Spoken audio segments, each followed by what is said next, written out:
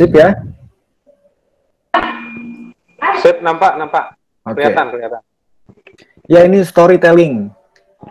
Storytelling ini sebenarnya digunakan banyak profesi, salah satunya wartawan. Wartawan menggunakan teknik storytelling, novelis juga pakai storytelling. Yang paling familiar yang sering kita dengar kok yang pakai storytelling itu pendongeng biasanya. Pendongeng mempunyai kemampuan storytelling yang baik. Nah, gimana caranya kalau kita storytelling akan kita terapkan untuk merangkai gambar, suara, waktu untuk bercerita. Slide selanjutnya Mbak Zini.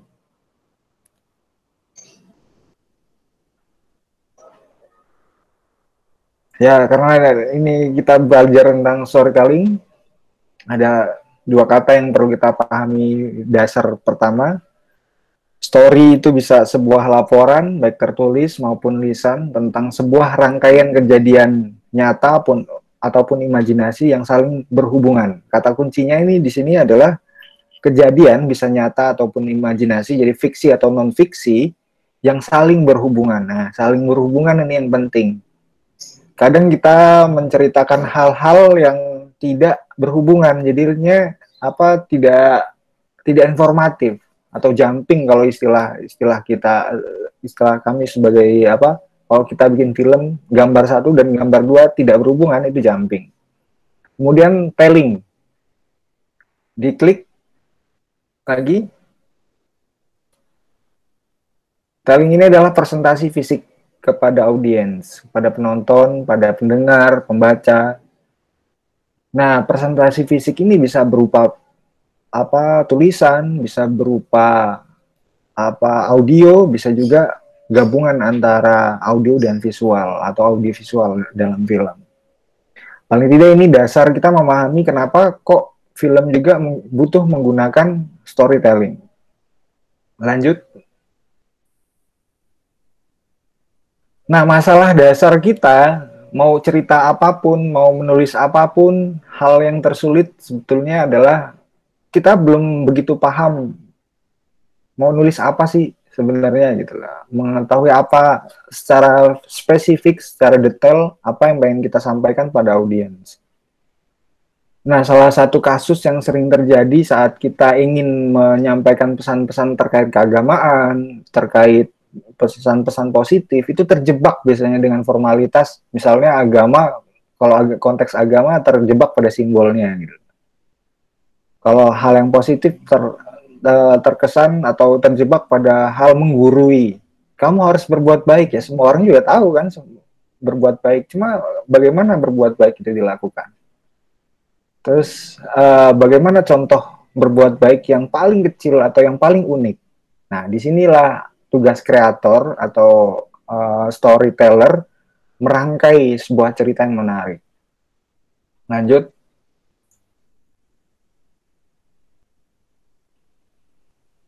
Nah, karena kita akan menggunakan medium yang disebut dengan film, yang di dalamnya itu ada audio dan visual, kita membutuhkan pengetahuan dasar tentang bahasa film. Sama waktu kita menulis,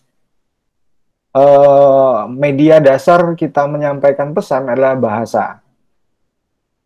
Nah, cuma kalau dalam bahasa film, shot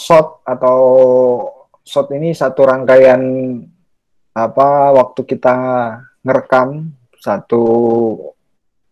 rekam pertama dan akhir itu satu shot. Shot ini adalah unsur terkecil dari bahasa film yang ukurannya setara dengan sebuah kalimat. Jadi jika shot kita tidak efektif atau tidak mengandung pesan, ya dia cuma ngerekam biasa saja kayak gini kan. Kita sekarang misal diskusi kita direkam dari awal sampai akhir. Jika shotnya tidak memiliki pesan yang disampaikan, dia cuma kayak kita upload biasa saja di Instagram, di YouTube, ya jadi sampah digital kalau bahasa saya biasanya menyebutkan.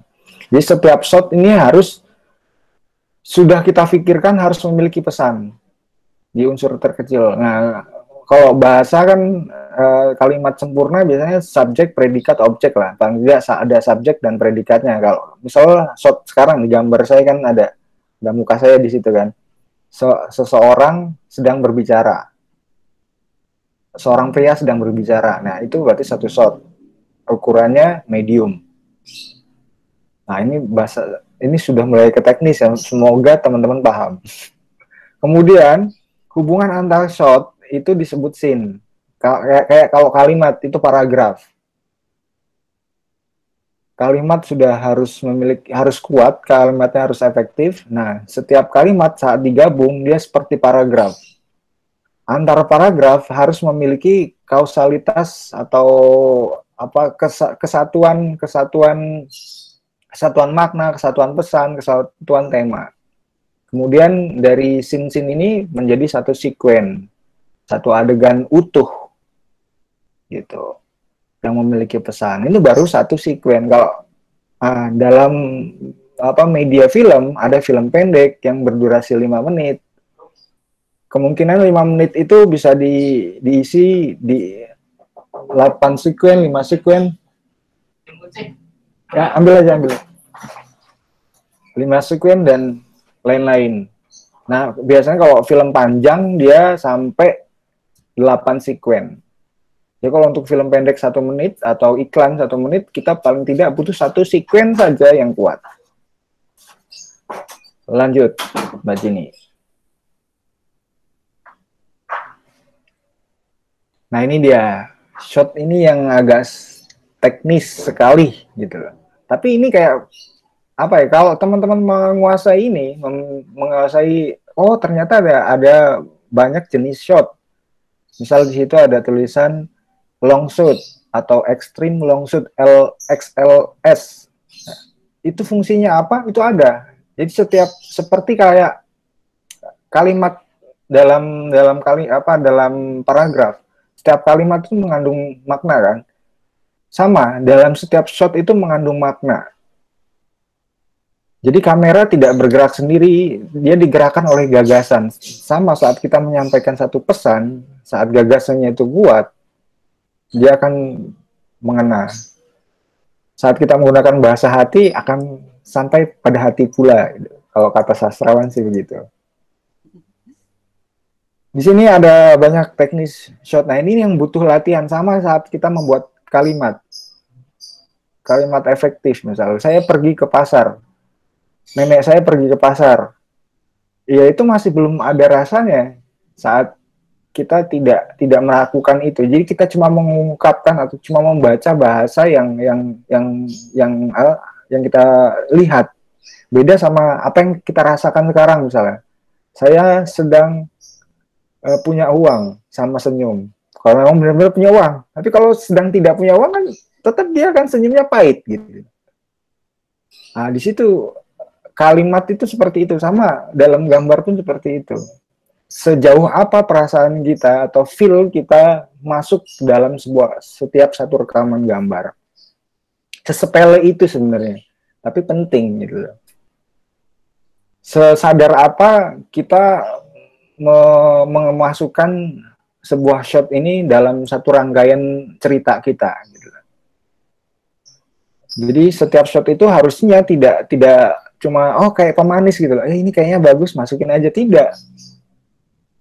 Seorang storyteller harusnya memikirkan ini fungsinya apa nih, maknanya gimana nih gitu. Bangunan maknanya, pesannya akan tersampaikan dengan baik atau tidak. Nah, itu dihitung di setiap hubungan antara shot-shot itu tadi. Saat kita membuat kalimat pun saya kira seperti itu. Dalam satu buah paragraf yang menyampaikan tentang pesan damai misalnya. Kalau cuma kita tulis damailah untuk bumi agar masa depan lebih indah misalnya. Kalimat ini kan kayak kebenaran yang mudah diterima, cuma masih flat. Tanpa adanya visi dari kenapa saya menyampaikan itu. Bagaimana kita meraih kedamaian dalam konteks Indonesia misalnya. Nah, disitulah sebuah kalimat itu memiliki makna, memiliki rasa atau tidak, ya kembali kepada kreatornya. Lanjut, Mbak Jenny.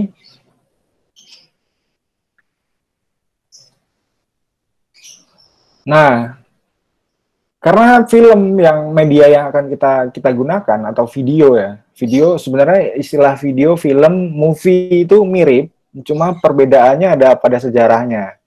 Kalau film berangkat dari Jerman saat saat film pertama ditemukan, terus video muncul di era setelah Perang Dingin dari pita suara itu, pita pita bukan pita suara, pita lilitan hitam video itu, camcorder. Kalau teman-teman eh, pernah menemui kaset, era kaset ada pita, nah itu teknologi dasar video.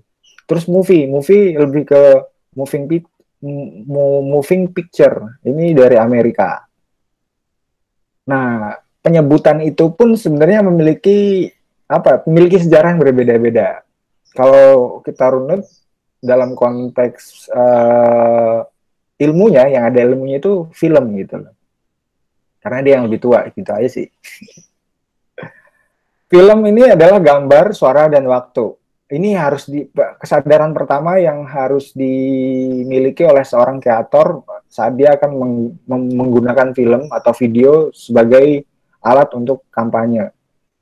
Karena dalam konteks justice atau keadilan, biasanya justru video atau film ini memiliki tingkat kalau kita pembuktian itu paling tinggi gitu.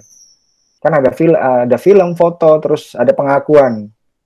Rekamanmu itu akan punya bukti nomor 1 gitu. Kalau dalam persidangan, kira-kira sebagai alat bukti itu nomor 1. Karena apa? Karena di dalamnya ada unsur gambar, suara, dan ini yang tidak bisa sebetulnya dibantah, itu waktu.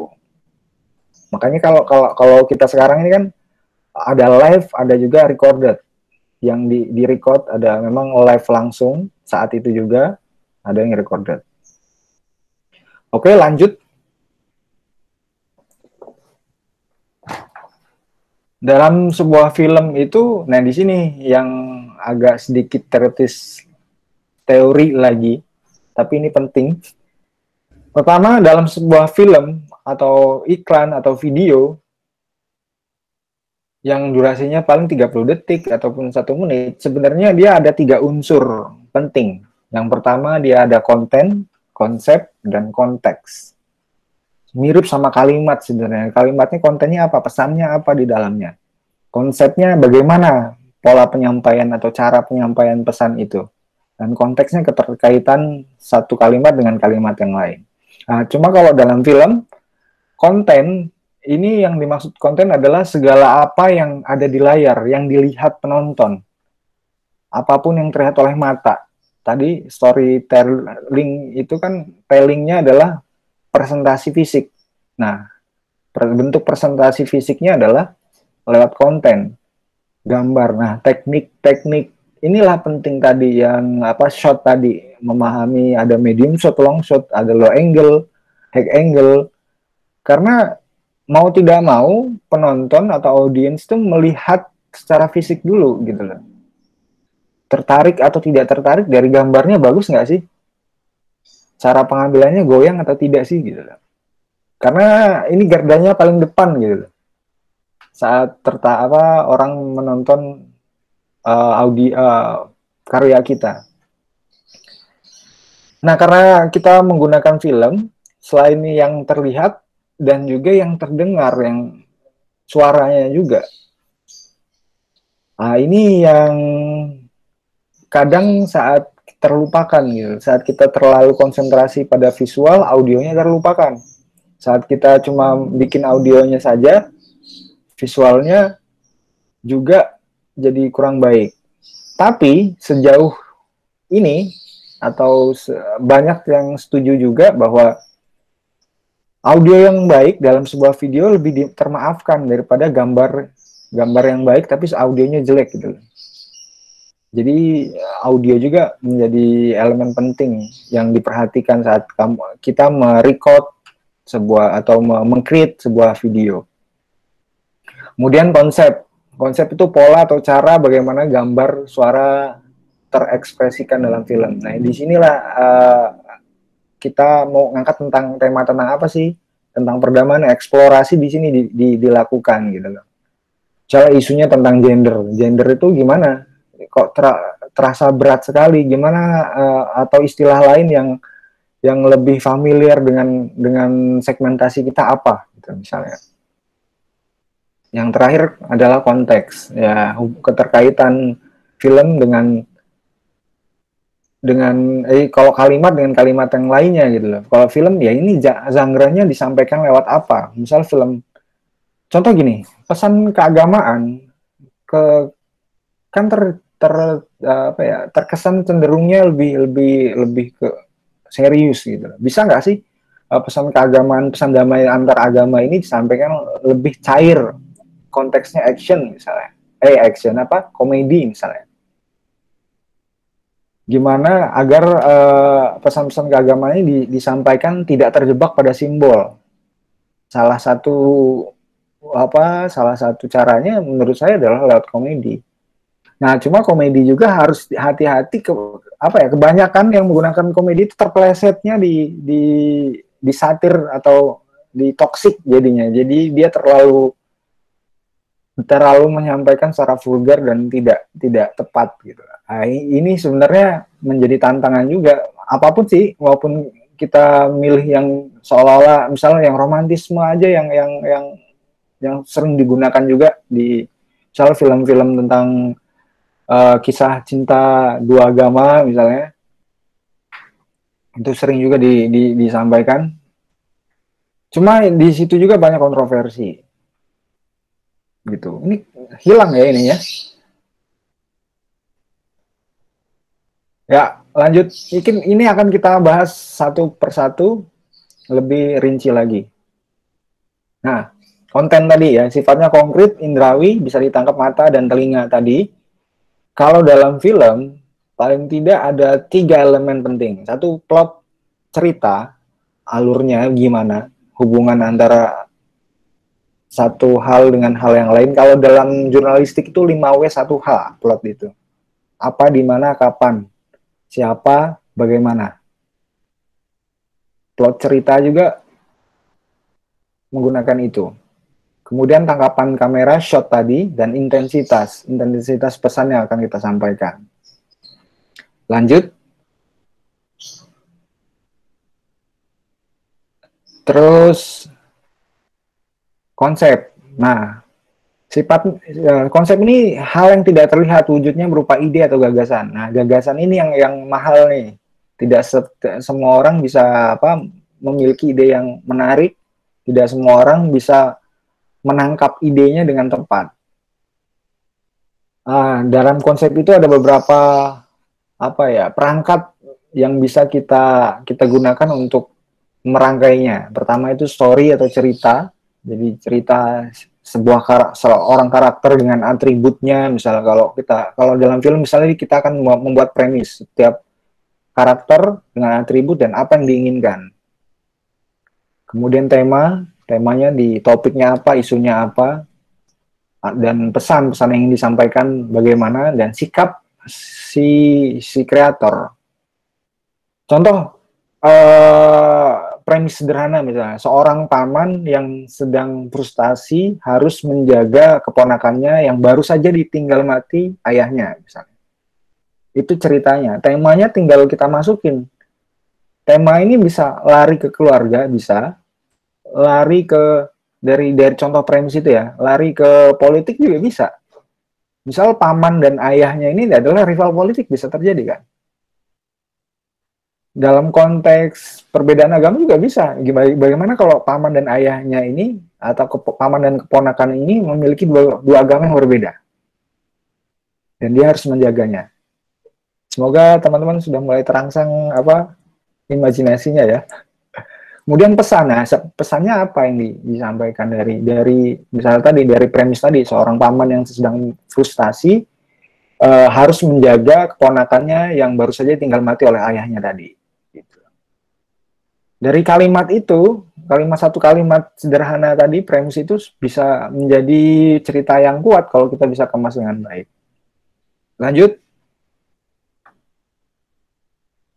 Setelah konsep, nah konteks. Hal-hal yang berada di luar karya film, bisa ruang, bisa waktu di sini. Yaitu tadi, dia berkaitan dengan isu tema genre filmnya, bisa juga keterkaitan si pembuat, dan si pembuat interestnya kepada hal-hal yang apa gitu loh. Bahkan biasanya sutradara drama akan kesulitan saat dia menyampaikan pesan film action misalnya. Walaupun ada satu dua yang bisa melakukan itu, cuma sangat jarang biasanya. Keterkaitan materi ya itu tadi kembali ke ini, ke hal yang tema yang atau quote yang pertama tadi, hal yang tersulit dalam menulis adalah memahami apa yang kita tulis, karena semakin terkait atau semakin dekat kita dengan materi materi yang akan kita sampaikan, semakin paham kita, semakin unik nanti bisa menyampaikannya. Kemudian yang keempat, budaya atau politik setempat, bagaimana itu yang mengitari film itu. Oke, lanjut.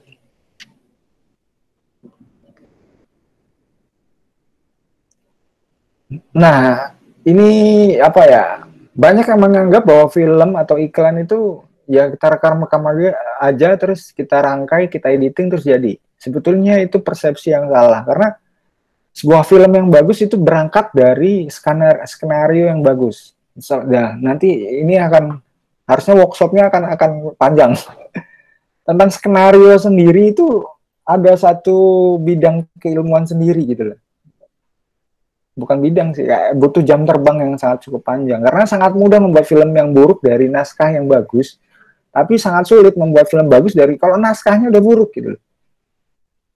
Kalimat dasar kayak premis ceritanya kalau dia sudah nggak kuat, yang tadi misal kita gunakan premis yang tadi, seorang paman yang sedang frustasi harus menjaga keponakannya yang baru saja ditinggal mati ayahnya tadi, itu kan kalimatnya sudah efektif, punya atribut dan punya motivasi.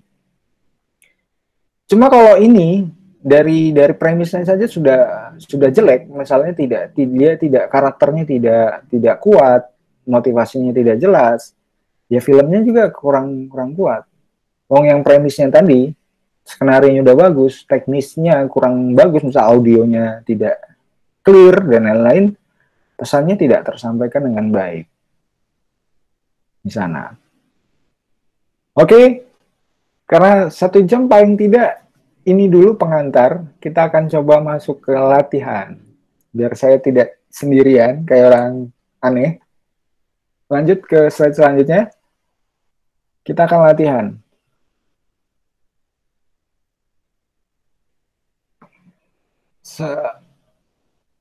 Ya, saya sudah menyiapkan 3 foto yang apa, menurut saya ya lumayan lah untuk ditangkap.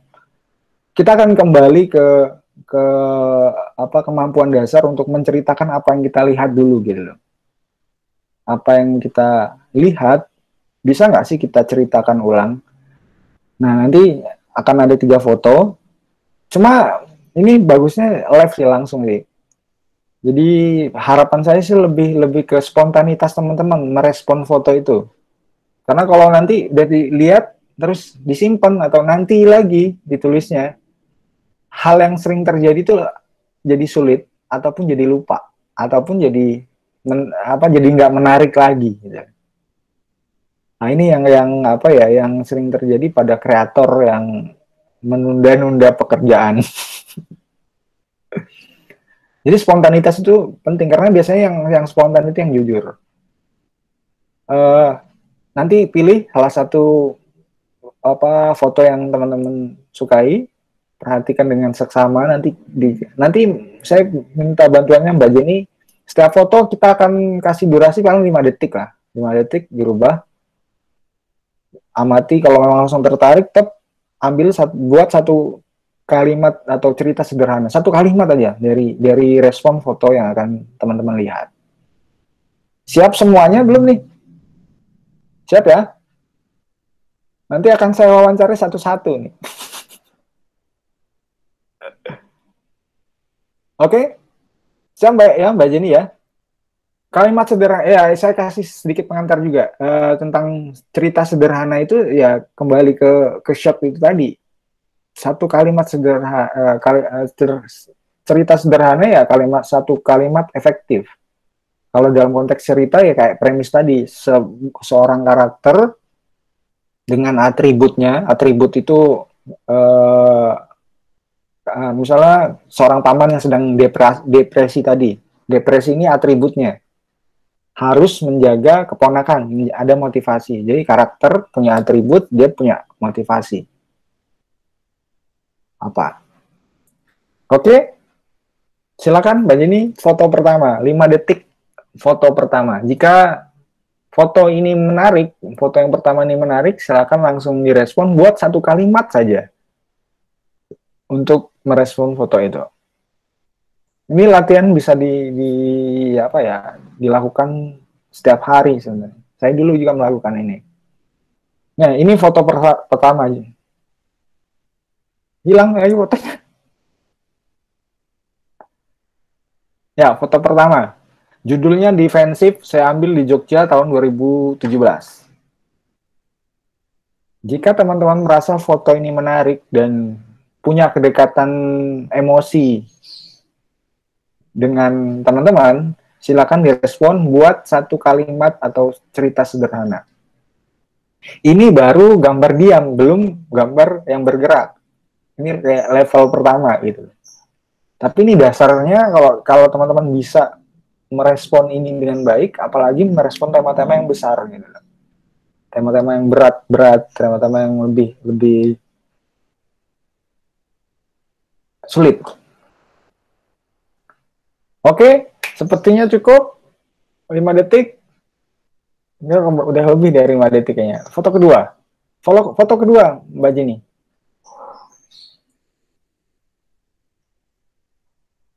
Foto kedua. Ya. Ini foto kedua. Judulnya Dilarang Simpati. Saya ambil di Jakarta tahun 2017. Jika teman-teman merasa foto ini memiliki kedekatan emosional dengan teman-teman, silakan direspon buat satu kalimat atau cerita sederhana.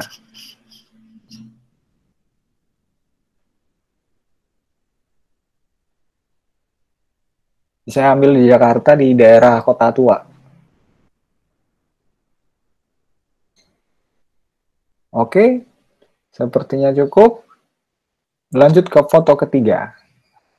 Jika dari dua foto ini belum ada yang teman-teman respon, mau tidak mau foto ketiga ini harus direspon. Semuanya harus merespon, Pak. Kalau tidak, saya tidak tahu teman-teman mencerna materi tadi atau tidak. Foto ketiga, Mbak Jenny. Foto ketiga, saya ambil di Jogja, tahun 2018. Judulnya Reasoning. Dari istilah ini harusnya teman-teman sudah familiar. Dan ini saya diambil di daerah Keranggan, di Kelenteng Keranggan itu. Dalam satu acara yang tidak sengaja saya ada di situ. Oke, ya, tiga foto. Halo. Ya. Di dalam foto ini ada sebuah ibu-ibu yang berusaha memahami lawan bicaranya mengenai lukisan Laksamana Cheng Ho. Oke, itu masih deskriptif. Kalau kalimat itu masih deskriptif. Jadi bedanya saat kita menceritakan apa yang kita lihat bukan mendeskripsikan apa yang kita lihat, tapi amati, lihat, gunakan emosi kita. Terus baru emosi ya, feeling kita lihat secara jujur apa yang kita lihat itu, terus baru ceritakan kembali. Kalau kita lihat kita baru menyampaikan bahwa ada dua perempuan sedang berbicara, di belakangnya latar belakang eh, itu bukan Laksamana Cheng Ho ya, tapi dewa di kelenteng. Nah, disinilah apa ya pengetahuan kita atau bukan pengetahuan ya referensi kita saat melihat budaya atau di belakang yang tahu apa misal sejarah tentang kelenteng akan lebih detail akan memahami ini dewa apa sebenarnya gitu. Kenapa kok warnanya hitam putih juga dengan foto berwarna akan punya representasi yang berbeda. Oke, agar efektif satu-satu silakan ceritakan nanti diperlihatkan foto di yang direspon foto yang mana kita bahas bareng Mbak Jenny. Oke. Iya. Oke, terima kasih Mas Fedi. Jadi ini langsung aja ya Mas, berarti teman-teman ganti-gantian untuk mempresentasikan gambar yang mereka pilih. Ya, merespon gambar yang mereka pilih.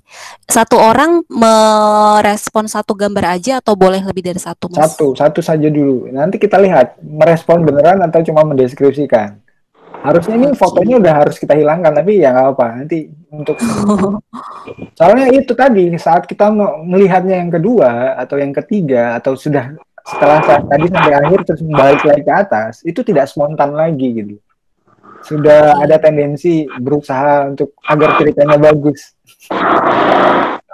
Nah, gimana nih Mas, lebih baik ditunjukin lagi gambarnya atau nggak usah aja Mas? Karena kita meetingnya via Zoom, via Google Meet. Saya bisa lebih melihat respon lebih asli gitu. Saya harapannya ditulis ya, teman-teman ditulis memang benar-benar ditulis dalam satu kalimat, bukan sekarang ditulis dulu deh, dikasih waktu untuk benar-benar ditulis dalam bisa pakai HP apa, bukan diulangi karena ini akan berbeda-beda terus gitu loh. Kalau kita tidak benar-benar ditulis, nah itu tadi. Kalau ide itu tidak benar-benar diikat dengan pena ya, dia akan naik turun gitu loh.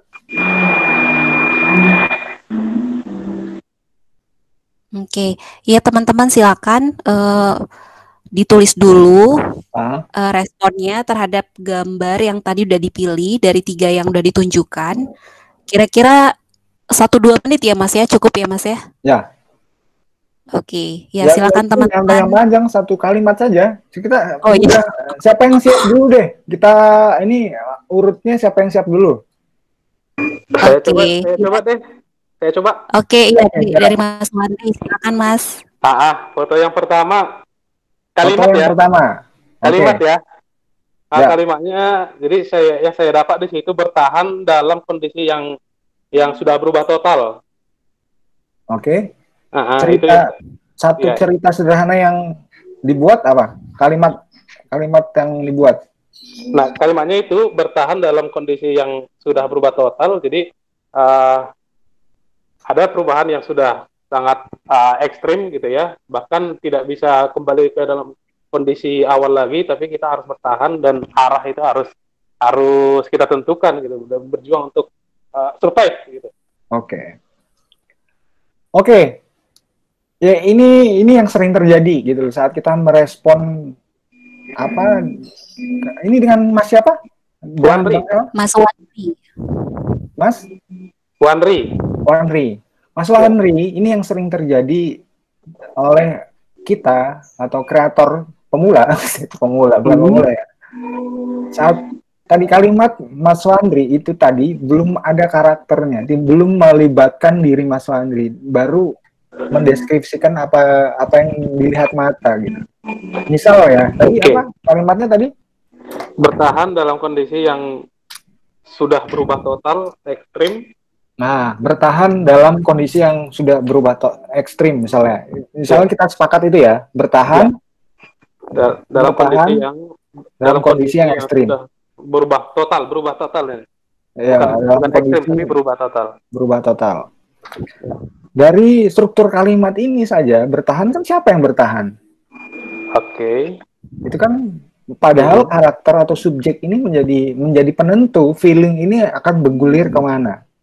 Misal kalau Mas Wandri ini punya pengalaman tentang ikan, misalnya punya punya pengalaman misalnya punya kolam atau punya hal yang sama yang mirip dengan ini dengan foto ini. Foto ini saya ambil di depan rumah saat ikan-ikan ini mau digoreng sebenarnya. Mau digoreng, nah ada satu ikan yang masih hidup di situ. Dan kita tahu ya saya tahu ikan itu sebenarnya bentar lagi mati gitu kan. Karena mau digoreng. Kayak saya pemegang takdir waktu itu, waktu melihat apa sekumpulan ikan dengan satu ikan itu masih hidup. Akhirnya saya foto. Karena cerita saya yang ingin saya sampaikan di situ adalah ya saya harus bertahan dalam kondisi apapun, walaupun ternyata 1 jam lagi akan mati gitu. Feeling saya rasa itu, terus saya foto.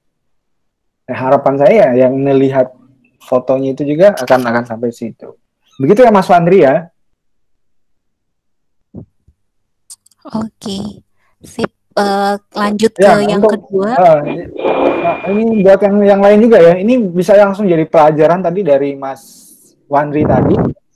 Sertakan apa namanya subjeknya atau diri kita sih. Subjeknya ya si kreator itu gitu loh. Bisa dikaitkan dengan emosi kita, pengalaman kita gitu loh. Makanya tadi kan saya bilang ini baiknya spontan gitu. Karena yang spontan biasanya kan lebih jujur. Silakan. Ya, siapa lagi sekarang? Saya boleh. Ya, Mas Jojo. Jojo ya. Di gambar kedua dilarang simpati. Itu kita sudah terbiasa melihat anak-anak yang ditemani orang-orang dewasa di sekitarnya dalam kondisi yang demikian, sehingga kita sudah nggak terlalu kasihan lagi melihatnya orang berlalu lalang seperti biasa saja gitu. Kalimatnya apa? Kalimat sederhana atau ceritamu yang kamu buat, yang kamu create untuk merespon foto ini? Aku nulisnya sih, kita sudah terbiasa melihat anak-anak tertidur ditemani orang dewasa dalam keadaan serba terbatas, hingga kita tak terlalu lagi pada sekitar. Panjang ya, kita gimana tadi? Kita sudah terbiasa melihat mereka dalam keadaan serba terbatas hingga tak terlalu lagi peduli pada sekitar. Oke, secara kalimat sudah efektif ya, sudah lengkap ya. Kita sudah terbiasa ada subjeknya di situ, ada predikatnya, sudah lengkap. Cuma apa ya, belum sampai ke hati gitu. Paham nggak Mas Lorenzo? Pertanyaan saya gini sederhananya, itu yang saya bilang tadi, saat kita menggunakan atau menyampaikan pesan positif cenderung menggurui.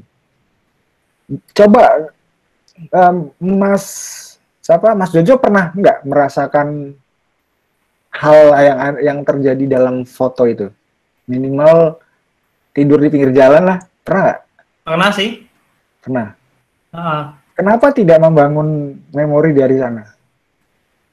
Karena kan itu yang pernah Mas Jojo alami kan. Berarti kan harusnya tidak kita. Kalau kita kan akan dijawab sama Dodit, lu aja kali, gua enggak. Iya. Nah, sebenarnya di situ kenapa saya bilang flat tadi, karena Mas Jojo menggunakan yaitu tadi penggunaan kata kita akan apa ya, tidak terkesan memaksakan, kurang jujur atau kurang tulus lah. Coba kita rubah ya. Jadi aku misalnya, aku sudah terbiasa. Gimana? Coba dirubah kalimatnya. Diubah banget berarti ya. Aku sudah. Yang dirubahnya cuma subjeknya tadi. Tadi kan kita. Aku sudah terbiasa dalam keadaan serba terbatas hingga tak lagi peduli pada sekitar. Kira-kira lebih emosional yang mana? Saat kalimatnya sekarang tadi yang kita rubah kan cuma dari subjeknya kan. Tadi kita membuat apa ya, mengakomodir atau memaksakan untuk orang lain masuk, sama Mas Jojo sendiri, aku. Beda kan secara emosi gitu loh. Itu emosi apa, orientasi pesannya pun langsung berubah. Kalau tadi jadi aku sudah terbiasa melihat atau dalam keadaan terbatas, itu bisa jadi motivasi, bisa juga jadi kritik pada diri kita sendiri gitu. Sebetulnya kreator yang baik sebelum mengkritik apa dunia luar, ya harus yang dikritik diri sendiri dulu kan. Di situ ya Mas Jojo, semoga masuk. Oke. Terima kasih. Ya itu cuma berubah di kata itunya aja ya. Lanjut. Siapa lagi? Mas, aku mau coba dong. Oke. Yang foto pertama sih. Foto pertama. Jadi waktu tadi pertama kali lihat tuh langsung mata ngarah ke si ikan yang paling kiri kan, dan gak tau kenapa langsung kayak ngerasain gimana sih rasanya jadi ikan tersebut gitu. Maksudnya kalau dibikin jadi satu kalimat, buatku sih ikan yang maksudnya kita gitu, dia sedang merenggang nyawa dan dia tuh sedang melihat kilas balik kehidupannya sebagai seekor ikan gitu. Kayak kita kan kadang kalau misalnya mau ada orang bilang kalau mau sebelum kita meninggal kita bisa didatengin malaikat mencabut nyawa yang bisa memberikan kita kilas balik atas kehidupan kita selama ini. Nah, aku memikirkan hal itu, maksudnya mungkin saja ikan itu juga merasa seperti itu gitu. Kalimatnya gimana? Ikan yang sedang merenggang nyawa melihat kilas balik hidupnya sebagai seekor ikan selama ini. Ya, ini juga sama. Sebetulnya kalimatmu ada yang tadi, yang kamu ceritakan tadi, ada satu kalimat yang lebih kuat gitu. Kalau tadi kan kamu kalimatmu yang sekarang gimana? Ikan yang sedang merenggang nyawa melihat kilas balik kehidupannya. Itu tadi, itu deskriptif. Coba kalau dirubah menjadi yang ini, saya gunakan kalimat yang kamu sampaikan tadi ya. Kamu akan coba bedain sendiri. Aku memikirkan kilas balik ketika merenggang, kilas balik kehidupan ketika merenggang nyawa. Kan kayak tadi kamu bilang kayak gitu kan. Aku memikirkan itu, sebenarnya kalimatmu, ceritamu tuh di situ. Coba dirubah. Oh, aku melihat kilas balik kehidupan. Aku memikirkan lagi nyawa. Gitu. Enggak, memikirkan dong. Masa udah bisa melihat? Oh iya, memikirkan kehidupan. Coba dirubah. Lebih apa? Presisi lagi kalimatnya. Aku memikirkan kilas balik kehidupanku sebelum merenggang nyawa atau sebelum ajal menjemput.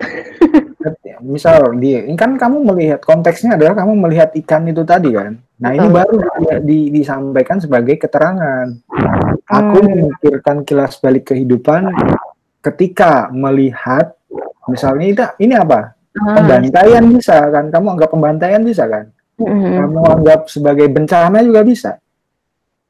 Tergantung dari pengalaman pribadimu kan. Nah, sekarang secara kalimat itu akan lebih emosional. Aku memikirkan kilas balik kehidupan ketika melihat pembantaian misalnya. Gimana? Secara kalimat itu kuat. Itu ya. Oke. Terima kasih. Tetap. Lanjut. Siapa lagi? Lanjut.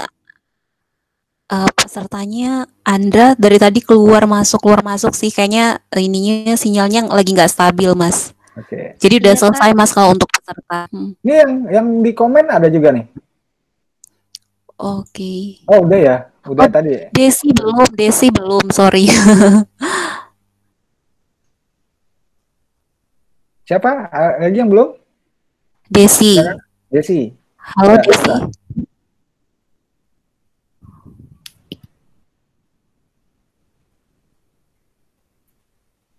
Halo Des, jangan lupa di. Maaf. Ya. Yang mana? Foto nomor berapa? Nomor 2 tadi Kak. Aku tadi di komen. Oh, gambar nomor 2. Ah, Seorang ayah sedang menunggu kedua balitanya terbangun. kurang dalam ya. Ya, belum tentu. Kamu sendiri udah nggak pede ini gimana?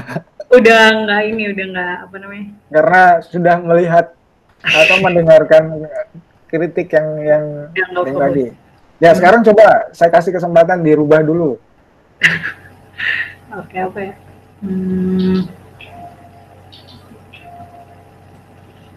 Apa ya? Udah mentok, Mas. Maaf. Udah nggak Ya. fokus. Habis ngerjain tugas. Sebagai kalimat itu sudah lengkap. Seorang ayah sedang menunggu kedua balitanya terbangun. Cuma kedua balitanya terbangun ini masih ya itu tadi deskriptif, cuma apa yang kamu lihat aja. Ya itu memang fotonya berbicara seperti itu gitu. Belum apa respon emosional yang kamu rasakan, apa pengalaman kontekstual yang pernah kamu alami dalam kondisi apa dalam foto itu yang kamu bisa respon gitu.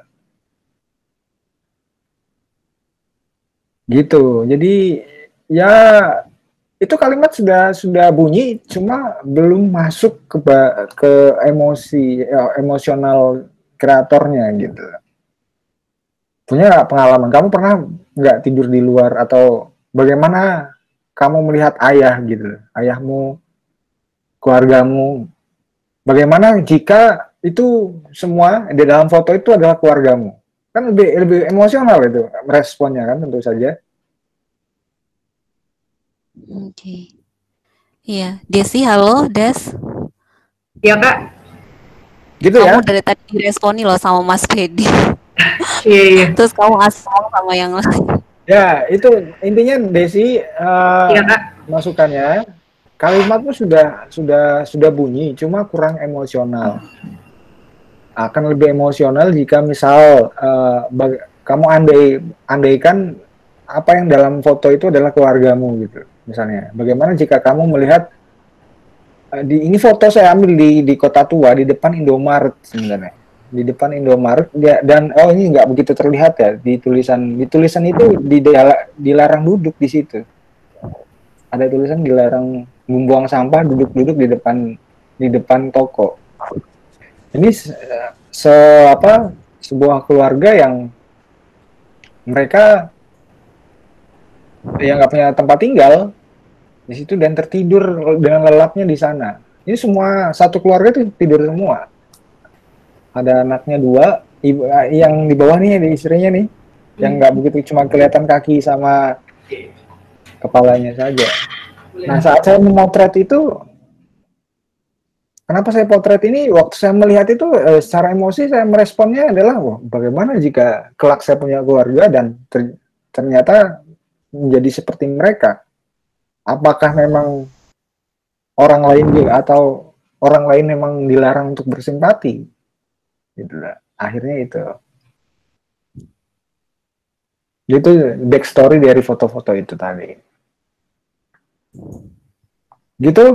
Ada yang lain lagi yang ingin merespon?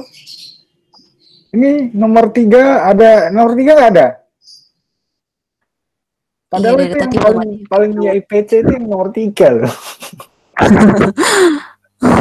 Oh iya, teman-teman panitia juga boleh merespon nomor 3 mungkin. Ya. Ada nggak?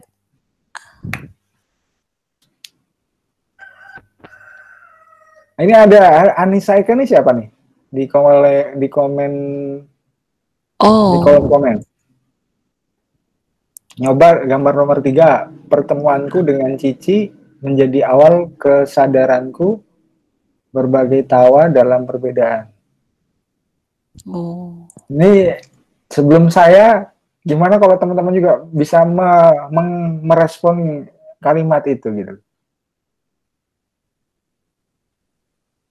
Mengkritiknya, kira-kira efektif belum? Subjeknya yang mana nih? Pertemuanku sudah, dia pakai aku dengan Cici menjadi awal kesadaranku. Nah, kukunya itu terlalu banyak. Jadi kalau secara kalimat dia sudah tidak efektif, sudah terlalu ada pengulangan, berbagai tawa dan perbedaan. terlalu banyak pesan yang ingin disampaikan di situ, numpuk. Pengalamannya dia itu sudah mengandung pesan. Dengan cici, waktu menggunakan kalimat cici ini kan sudah punya apa ya, punya pesan juga. Berarti secara sederhana kan pertemuan seorang bukan Tionghoa dengan keturunan dengan orang keturunan Tionghoa misalnya menjadi awal kesadaranku. Titik aja udah cukup itu. Ditambahin berbagai tawa dan perbedaan. Gitu.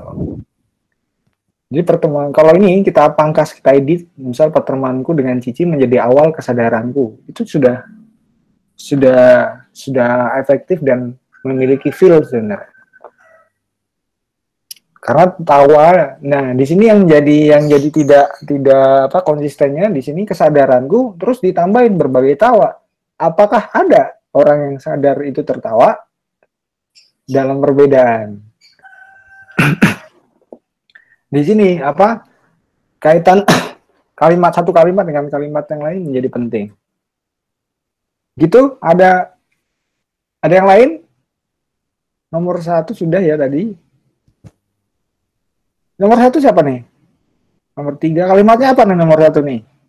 Job di IPC Center nih. Oh, nomor 3 ada nih. Dari kelenteng aku menemukan jodohku. Wah. Siapa ini? Pertanggungjawaban kalimat ini.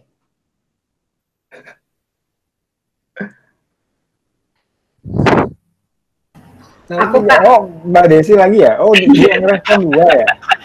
baru fokus. Kenapa nomor yang dari kelenteng aku menemukan jodohku? Kok iya, bisa? Beneran. Jadi tahun 2016 kan ada event dari Kaicit King Abdul Aziz gitu kepanjangannya. Mereka bikin namanya Sekolah Dialog Islam Konghucu. Tapi ternyata yang datang kebanyakan itu Muslim.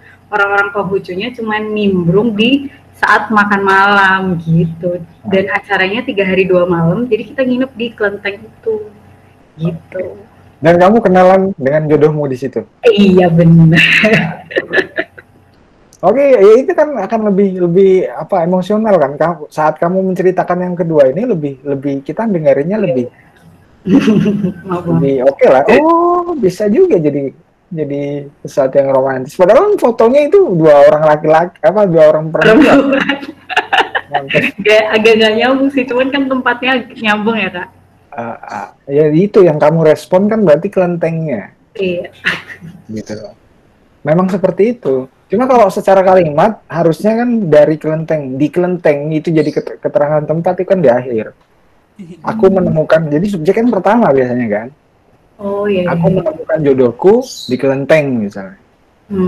Itu kuat dan emosional. Bisa terbayangkan, oh gimana ya, oh berarti dan lain-lain kan. Nah cerita plot selanjutnya kamu cerita, ini aja udah bisa menjadi yang kamu ceritakan tadi itu bisa kalau dibuat create video campaign misal kampanye, tinggal kita buat karakter laki-laki dan perempuannya, kondisi ketemunya gimana sih 2 orang Muslim ketemu, jodohnya justru di kelenteng, itu kan sudah pesannya buat sudah imajinatif gitu. Oke. Itu Mbak Dini. Makasih Kak Febi.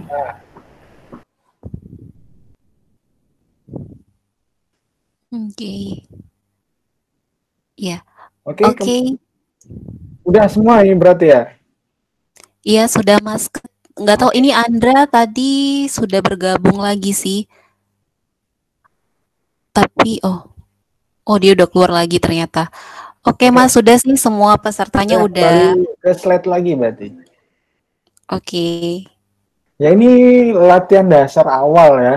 Semoga teman-teman bisa mencobanya lagi di rumah. Maksud saya itu baru foto kan ya. Belum fenomena-fenomena yang kita alami setiap hari.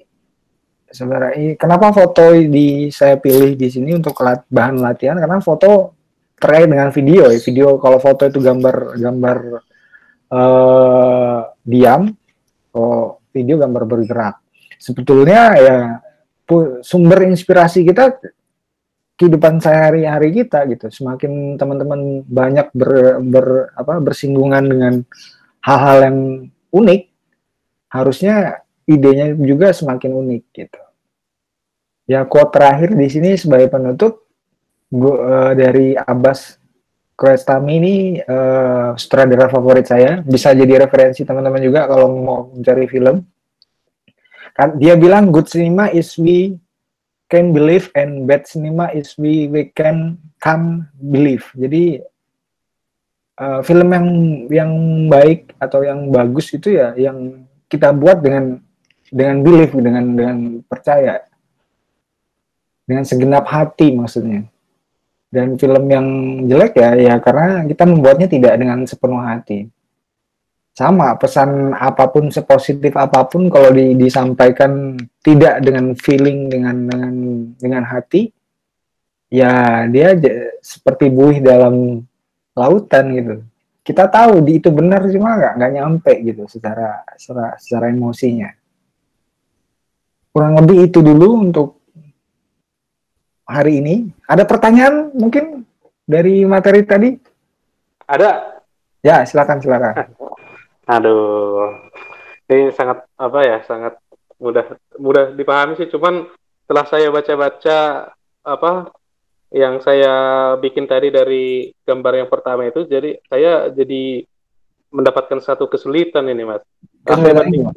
Saya bandingkan dengan punya Mbak Desi yang terakhir itu, kayaknya lebih gampang diaplikasikan ke video. Punya saya itu kayaknya saya pikir-pikir nih gimana cara bikin videonya dan nggak tahu caranya gitu loh. Dari karya saya gitu. Nah, gimana? Ya itu tadi, makanya sebenarnya pengaplikasiannya, nah itu hal teknis kedua sih. Tapi ini kan dalam kalimat ini sebenarnya kalimat ide. Tadi, kebetulan kalimatnya Mbak Desi tadi memang itu lebih dekat gitu. Aku ketemu jodohku di kelenteng gitu. Mas apa ya? Wanri. Emang kalimatnya tadi yang mana? Bertahan. Iya. Dalam keadaan apapun tadi. Iya, yang bertahan dalam kondisi yang sudah berubah total. Nah itu kan aku bertahan. Nah bertahan, itu kondisi berubah total itu masih sesuatu kalimat yang belum jelas gitu. Misal dari bertahan kondisinya loh, gambaran kondisinya coba dicari yang lebih jelas. Misal aku bertahan dari hujatan tetangga misalnya, atau dari gunjingan tetangga. Oh, lebih diperjelas ya, kondisinya lebih diperjelas ya. Iya, karena semakin jelas secara kalimat, harusnya juga semakin jelas secara emosi waktu Mas ini tuliskannya gitu. Karena ikan itu tadi cuma sebagai mediasi untuk membuat kita terinspirasi dan membuat kita mengikat ide apa yang ada dalam feeling kita dan juga pikiran kita gitu. Jadi menyatukan pikiran dan perasaan, intinya menjadi alat yang terbaik untuk mengikat ide. Oke. Kalau misalnya saya kaitkan dengan saran Mas tadi mengenai takdir itu gimana itu? Bisa juga. Menggambarkan takdirnya itu seperti apa kita? Ya, tinggal kayak ini ya, di foto tadi. Saya kan melihat ikan itu hidup sendirian, terus ada hal yang tidak disampaikan di foto tapi saya pahami gitu. Ikan itu tinggal sendirian dan ikan itu mau digoreng. Kan kayak saya seperti pemegang takdir, karena tahu bahwa ya bentar lagi lu mati nih, tapi lu masih bertahan. Kenapa sebenarnya? Nah, tapi disitulah pesannya. Jadi bertahanlah dalam kondisi apapun gitu. Bahkan jika 1 jam lagi nyatanya kamu akan digoreng. Ini kan itu ikan. Oh, ini kondisinya manusia bagaimana? Itu pun kondisi ikan itu tadi. Misalnya kita buat ceritanya waktu mau apa realnya lebih ke kayak Mas Wandri mau goreng ikan kayak gitu. Ya itu tadi saya sebagai pemegang takdir ya ngomong ke ikan misalnya. Satu orang mau goreng ikan, lihat ikan salah satu ikannya ini dia ngomong sama ikannya itu tadi seolah-olah secara dalam konteks imajinatif bahwa bisa ngomong gitu, ikannya bisa ngomong. Kan banyak kan film-film seperti itu. Ikannya ngomong. Iya, betul. Mas Wandi nanya, kenapa kamu masih bertahan hidup padahal kamu akan saya goreng? Nah, terus ikannya ngomong, saya akan tetap bertahan walaupun 1 jam lagi akan mati. Wah, boleh. Gunakanlah imajinasi yang tanpa batas gitu loh. Tanpa batas ya. Sip. Thank you, Mas. Mantap. Duh. Aku nulisnya di sini pada saat ketemu kata takdir itu langsung saya bikin di bawahnya, saya garis bawahi, saya bikin tanda panah tidak videoable gitu loh. Bisa saja. Makanya kalau ya itu memang kesulitan dalam konteks teknisnya saat misal tadi ini mau ikannya ngomong. Kira-kira gimana teknis pengambilan gambarnya di situ? Sulitnya ya. Ya bisa didubbing soal ikan itu ngomong bisa. Kita ngambil suara ikannya saja. Jadi kayak seorang laki-laki yang bisa berbicara dengan ikan misalnya. Itu kan menjadi film yang memang imajinatif, cuma bisa saja menyampaikan pesan yang kuat gitu. Atau dibuat kartun. Kan banyak juga film-film Nemo, pernah nonton film Nemo? Iyalah, semua nah, Nemo kan tentang ikan itu, ikan bisa ngomong. Jadi itu. Imajinasi ya. Oke. Thank you, Mas. Oke. Sip. Ada lagi yang ingin bertanya?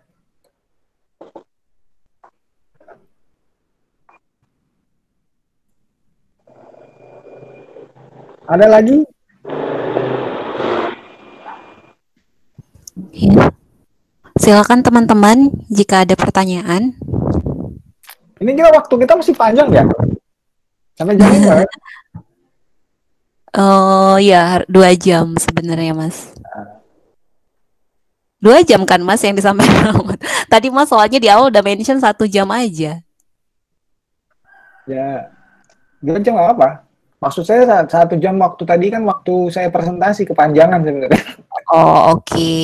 Sip. Ya gimana teman-teman? Silakan pertanyaan untuk Mas.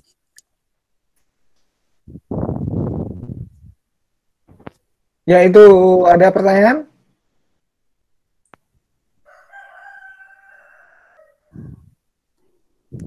Mas, ini menunggu yang lain ya. Ada tadi saya catat juga. Ini tentang membangun memori gitu kan. Apakah misalkan kita misalnya ini sutradara ya, kita mau buat film, kita namanya sutradara ya. Gimana? Nah, kalau kita ingin membuat film, kita itu sebagai sutradara gitu ya. Sebagai kreator gitu ya. Nah, saya menulis tadi mencatat tentang membangun memori gitu ya. Bisa nggak kalau itu bukan berdasarkan memori, kita bukan membangun memori tapi menghasilkan sebuah karya gitu loh. Bagaimana batasannya apa gitu loh? Bisa saja. Dampak plus minusnya dengan membangun memori dan tanpa membangun memori gitu loh. Ya, oke, terima kasih. Pertanyaan yang bagus. Bisa saja sebenarnya. Tapi kenapa untuk latihan awal ini kok saya kaitkan dengan emosi atau dengan pengalaman pribadi teman-teman? Karena itu untuk latihan dasar pertama. Tapi kalau dari jenis atau jenis video kan ada banyak. Misalnya laporan jurnalistik misalnya. Kita membuat film dari laporan jurnalistik yang kita baca. Itu bisa aja. Cuma kan filmnya akan lebih lebih kayak film dokumenter, lebih kayak film jurnalistik gitu. Tinggal kamu berpihak pada posisi siapa misalnya. Misalnya kita membuat video dari laporan kekerasan beragama di Jogja misalnya. Kita riset, ada riset, terus ada data-data itu. Terus data-data itu disampaikan bahwa Jogja ternyata misalnya darurat ke Jogja darurat toleransi misalnya, mereka dari situ. Ya tinggal disampaikan fakta-fakta itu, semakin dia persuasif, misalnya Jogja darurat toleransi, faktanya 1, hasil risetnya apa, 2, 3, 4, 5, dari 5 fakta itu terus dikasih kesimpulan di akhir. Jika ingin kita tetap bertoleransi, maka lakukan apa? Oh, berarti fakta dulu. Memang formatnya akan berbeda sih, karena format jurnalistik kan ada kaidahnya juga kan, 5W1H itu tadi, yang dimana fakta dan opini kalau konteks jurnalistik punya porsinya masing-masing gitu. Dan karyanya akan memang menjadi karya jurnalistik gitu. Kan gini, kita kan rencananya gini kan, kita akan kalau misalkan kita nonton berita kan itu kan jurnalistik ya. Tapi yang ada di pemahaman saya pas masuk di sini bukan sebuah hasil jurnalistik itu, tapi karya berupa video gitu loh yang itu kan bisa dibikin video gitu. Misal kayak satu orang, ya itu tadi, misal kayak tadi tentang Jogja darurat toleransi tadi ya, satu orang di depan layar ngomong seperti itu. Cuma kan narasinya atau naskahnya yang berbeda. Ya, kenapa kok dia bisa mengatakan Jogja darurat toleransi? Karena fakta pertama, saat kita menyajikan fakta bisa nggak dipertanggungjawabkan? Karena metode ini yang metode membuat pesan atau video seperti ini yang juga digunakan oleh buzzer untuk membuat hoax. Dia ngomongin ini misal Jogja adalah kota terbaik, faktanya ya ini kan sama. Karena memang di era post truth ini membuat pesan positif dan membuat hoax itu sama metodenya. Sama metodenya ya. Itu sama ilmunya gitu. Tinggal kamu berpihak di mana. Gitu. Makanya itu yang terjadi. Jadi plus minusnya antara kita yang membuat suatu video berdasarkan memori sama yang non memori, ada nggak gitu ya? Atau mas sarannya apa gitu loh? Kalau misalkan kami nih, misalnya nanti akan membuat video tentang kampanye perdamaian dalam perbedaan gitu ya. Untuk pemula misalnya gitu ya, apakah lebih baik yang memory based atau berdasarkan imajinasi, atau ada lagi pilih opsi yang lain gitu? Kalau misalnya gini, kalau memory based itu kemungkinan salahnya mungkin kecil, tapi kalau imajinasi takutnya nanti kayak yang Mas bilang tadi, takutnya menjadi menggurui atau pelintiran atau malah blunder, gimana? Itu saya penasaran kali. Ini plus minusnya dari berdasarkan memori atau yang berdasarkan imajinasi gitu. Ya, sebetulnya tidak ada kaidah pasti yang harusnya kayak gini, karena setiap orang punya ceritanya masing-masing, punya pengalamannya masing-masing. Cuma kalau untuk pembelajaran, kalau menurut saya apa yang kita alami itu akan lebih jadi pengalaman pertama yang lebih berkesan dan juga punya nilai yang lebih kuat gitu. Apa yang kita alami tentang tema yang kita buat gitu, karena itu berangkat dari keresahan kita gitu. Berangkat dari keresahan kita itu lebih powerful dalam secara pesan disampaikan. Saya pun sejauh ini membuat film misalnya, dalam membuat film, saya memang membagi 2 proyek. Ada proyek yang memang project idealis yang saya sebut sebagai project idealis karena itu berangkat dari keresahan saya. Ada yang project order.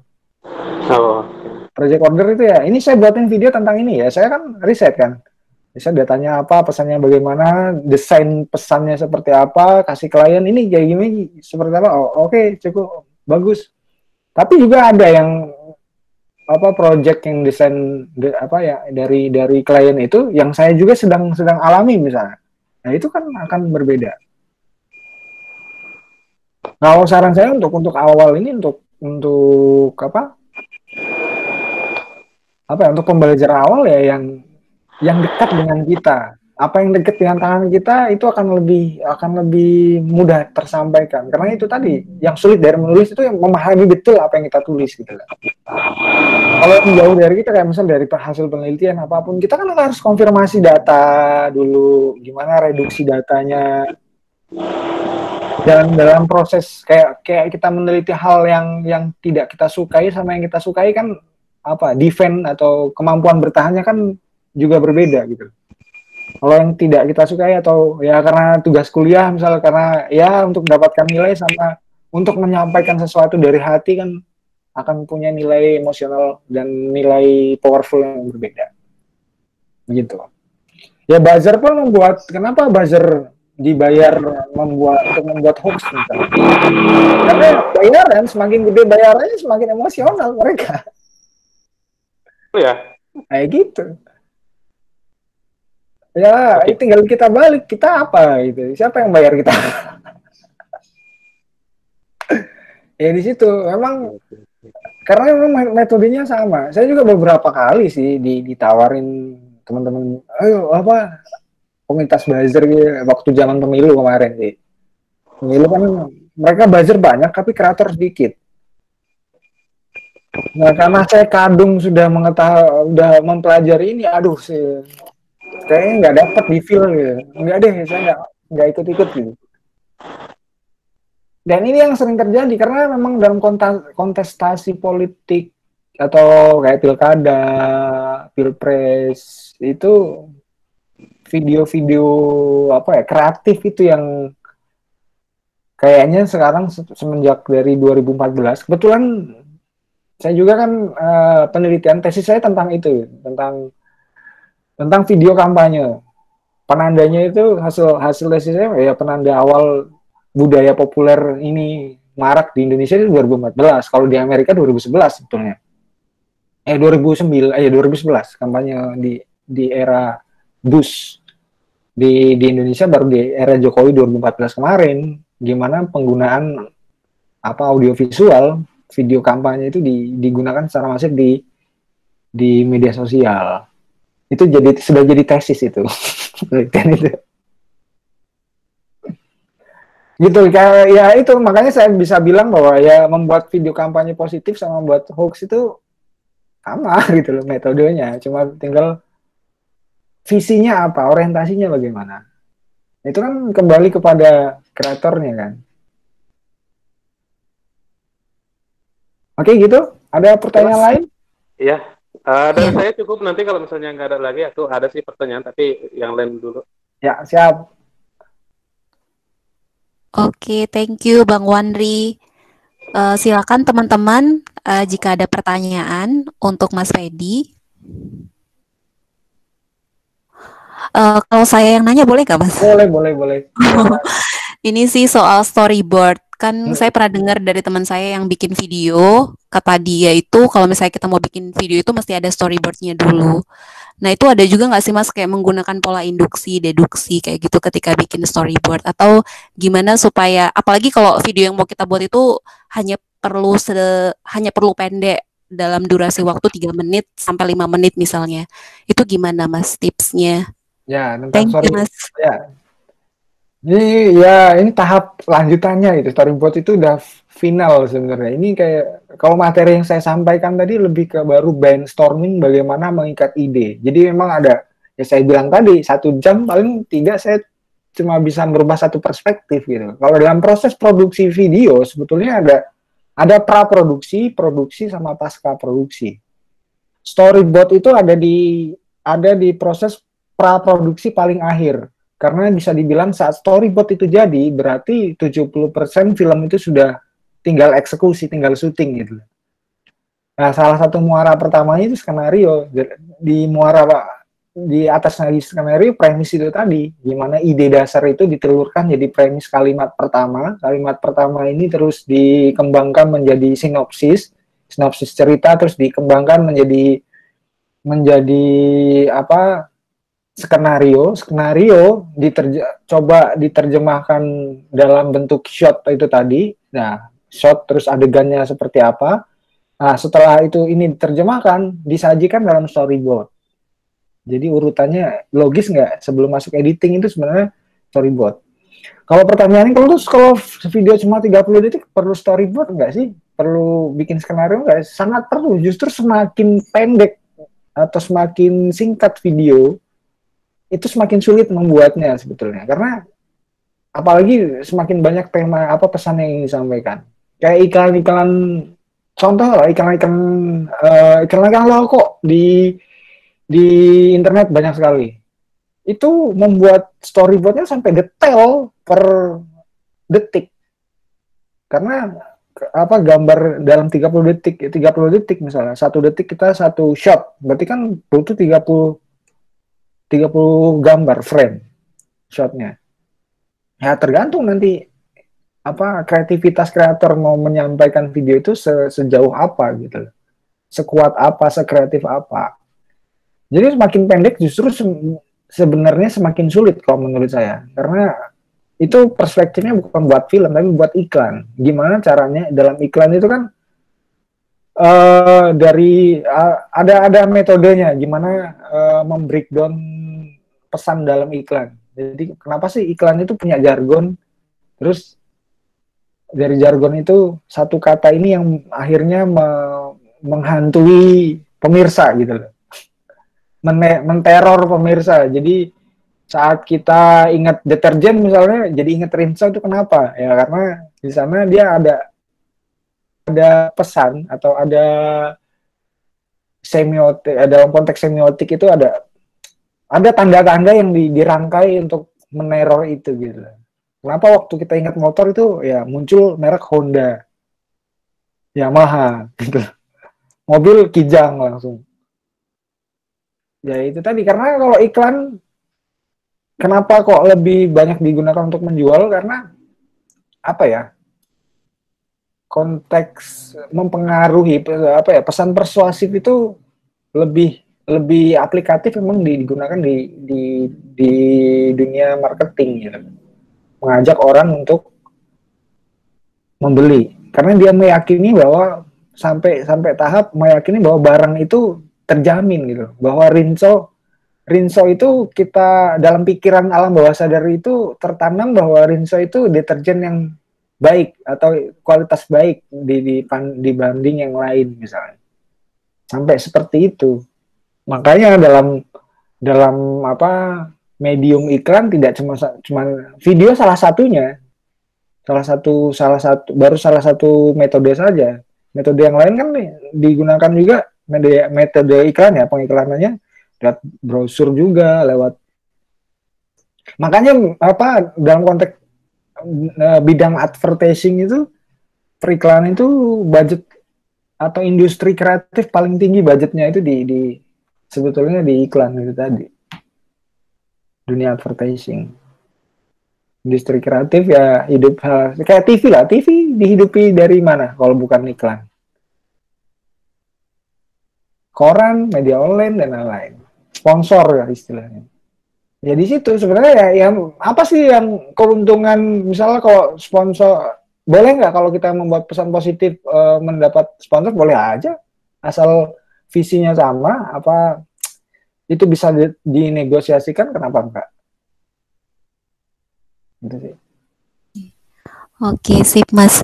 Sama sekalian saya jadi muncul pertanyaan baru Mas. Kan kayak kita di sini kan nanti harapannya bisa bikin video-video yang mengkampanyekan nilai-nilai perdamaian. Nah, kira-kira kalau misalnya kita bikin video yang butuh ada tulisan-tulisan untuk nyampein pesannya itu gimana Mas, proporsinya dalam satu video, apalagi videonya pendek 1-2 menit misalnya, itu apakah lebih baik lebih dibanyakin suara, gambar atau tulisan, itu proporsinya gimana Mas? Yang baik, yang menarik, juga yang bisa bikin persuasif juga. Nah, ini bedanya bidang ini ya, bidang kreatif sama kayak ilmu sosial atau ilmu pasti itu punya indikator yang jelas. Kalau dalam matematika kalau 2 tambah 2 ya harus 4 gitu loh. Kalau dalam ilmu sosial kebersamaan adalah nilai yang paling tinggi. Tapi kalau dunia kreatif belum tentu gitu. Sama tadi. Ya, tergantung desain utamanya apa. Jadi indikatornya bukan bukan apakah video yang banyak tulisannya itu jelek. Enggak, belum tentu juga. Video tulisan saja juga bisa lebih kuat daripada video banyak gambar. Ada satu video yang bagus itu pernah saya tonton. Dia cuma konsepnya lelang Indonesia. Cuma suara dan tulisan saja gelap, terus lelang lelang kemerdekaan Indonesia dimulai di tahun 1945, setelah itu 46 terjadi apa sampai, jadi dia memasukkan data-data tentang peristiwa-peristiwa yang mempengaruhi persatuan Indonesia. Tapi disampaikan dalam konteks lelang. Ya, ada yang mau nawar lagi di tahun 2011 jadi apa, bom Bali dan 2006 ya, bom Bali sampai sekarang itu sangat kuat menurut saya. Keren banget video gitu. Dia cuma butuh dubber sama butuh tulisan. Nggak ada gambar sedikit pun. Tapi bisa tetap menarik gitu ya Mas ya, dan kan pesannya juga nyampe. Idenya tadi, justru dalam proses produksi yang terjadi baku hantam ide terjadi di brainstorming itu yang paling lama, developmentnya gitu loh. Kalau dalam proses pembuatan film juga seperti itu. Okay. Jadi memang development ini yang itu tadi, ide video ini bagus tidak bagus diawali dari idenya menarik atau tidak, kuat atau tidak. Kayak tadi kan baru saya sampaikan aja, kita sudah punya imajinasi tadi yang konsep lelang tadi, lelang persatuan Indonesia judul filmnya, judul videonya itu cuma 30 detik, dia cuma menyampaikan paling 10 peristiwa yang mempengaruhi persatuan Indonesia. Ini juga bisa di-copy, misal bisa dicontoh sama teman-teman, tinggal konteksnya dirubah, lelang toleransi ini di Indonesia misalnya, peristiwa yang pernah terjadi di Indonesia yang mengikis kesadaran toleransi di Indonesia misalnya. Sip. Ya, thank you Mas. Ya, jadi yang paling penting itu adalah pembuatan ide dan gimana supaya idenya itu juga emosional, hidup gitu ya Mas ya. Ya.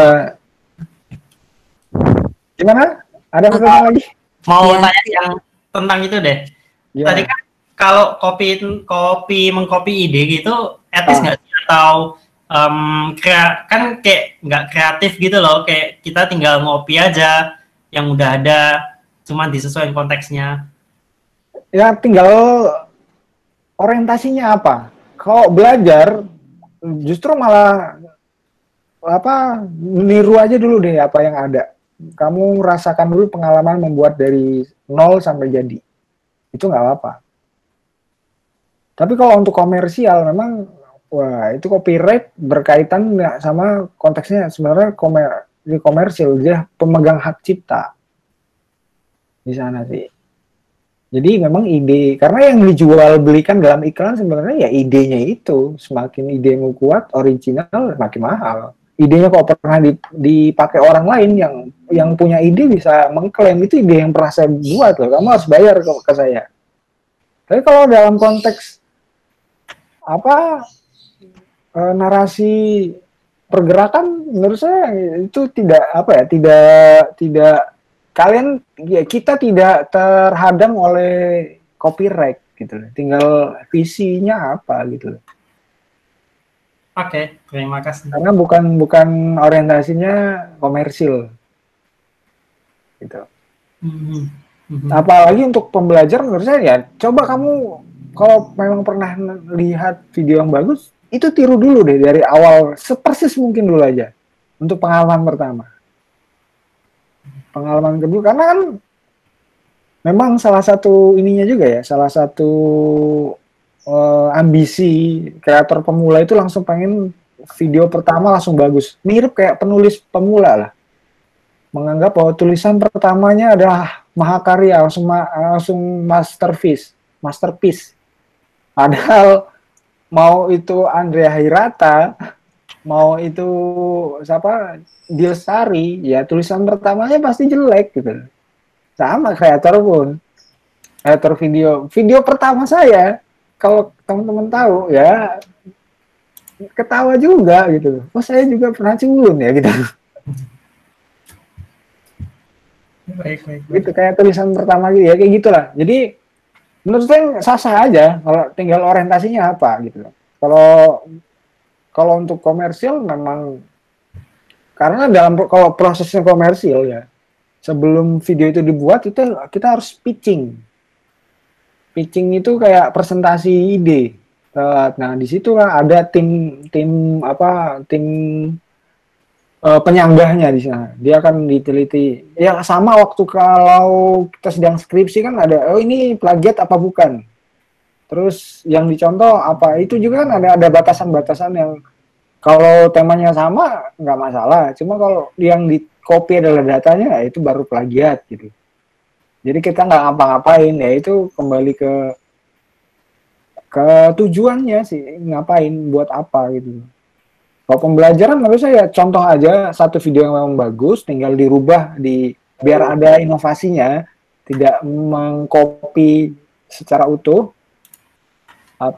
Kayak tadi lah video lelang itu menurut saya itu inspiratif dan memancing kita untuk kayaknya kalau teman-teman juga membuat itu jadi memancing kreativitas untuk membuat video yang lebih kreatif lagi. Ya memang referensi kan, gunanya referensi kan di situ. Semakin banyak yang ditonton dan semakin teman-teman sering menonton video-video yang bagus, cara penyampaian pesan, pengemasan pesannya akan kaya. Jadi punya ide langsung bisa merangkainya dengan baik. Kalau untuk pertama ya udah apa yang kamu tonton itu bagus, coba dibuat seperti itu aja dulu. Untuk pertama ya, pengalaman pertama. Kedua ya harusnya ada inovasi. Gitu Mas Jojo. Oke, siap, makasih.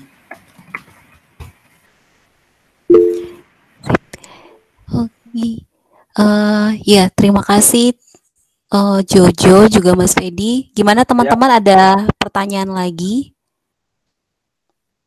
Juga dari teman-teman panitia, kalau misalnya ada pertanyaan, boleh disampaikan. Oke, sepertinya masih belum ada pertanyaan Mas dari teman-teman. Dari Mas Fedi, ada nggak beberapa hal yang ingin disampaikan terkait pembuatan video yang menarik dan persuasif? Jadi sering saya sampaikan pada teman-teman yang bikin workshop sebenarnya. Ya itu tadi, memang workshop ini kalau memang mau dibikin berjenjang, itu bagus sih 2 kali. Sekalian aja materinya biar dari hulu ke hilir gitu, karena memang panjang. Kenapa atau justru metode yang lebih praktis lagi ya, teman-teman buat sejadinya dikoreksi langsung, kamu kurangnya ini terus perbaiki ini.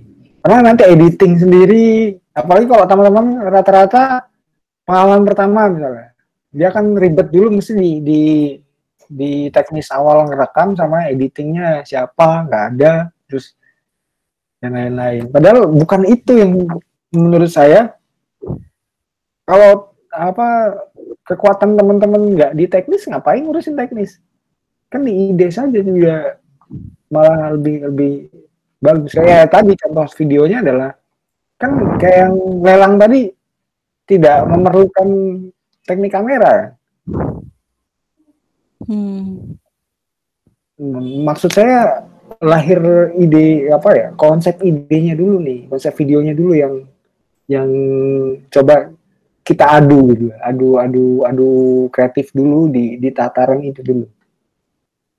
Kalau Jumat depan itu langsung video jadi atau konsepnya dulu, konsep videonya dulu? Kalau rencananya kan Mas, di pertemuan pertama itu kita belajar tentang materi-materinya dulu, kayak misalnya cara membuat video yang baik, yang bagus kayak gitu, dan pertemuan kedua itu prakteknya, langsung sama-sama belajar bikin video, gitu Mas. Berarti ya besok, maksud saya pertemuan kedua itu teman-teman sudah bawa mempresentasikan videonya atau mempresentasikan konsepnya? Baiknya gimana Mas? Atau mungkin Masnya ngasih tugas ke kita untuk mempersiapkan apa gitu, ide gitu kan, terus nanti bisa Iya, gimana Bang Rizwan? Iya, rancangan awalnya kan kawan-kawan kontributor itu di pertemuan pertama dapat gambarannya. Tadi kan sudah dapat gambarannya. Terus yang di artikel sama di infografis juga gitu. Nah, di pertemuan kedua, kawan-kawan kontributor sudah bawa ya apalah kayak karya awalnya, nanti kalau bisa jadi Kamis atau Rabu, supaya nanti Jumat Mas Fedi udah langsung tinggal memberikan masukan-masukan kepada lima karya, atau ya panitia juga boleh buat karya ya. Jadi karya-karyanya meskipun itu belum fix atau belum selesai, tidak masalah, nanti di situ diperkaya. Nah, di pertemuan kedua justru akan sangat baik kalau sudah di sana posisinya, sehingga nanti setelahnya itu nanti di grup koordinasi tinggal komunikasi lanjutan gitu sampai nanti videonya bisa jadi. Oke, berarti konsepnya dua aja ya, berarti buat besok yang akan kita bahas.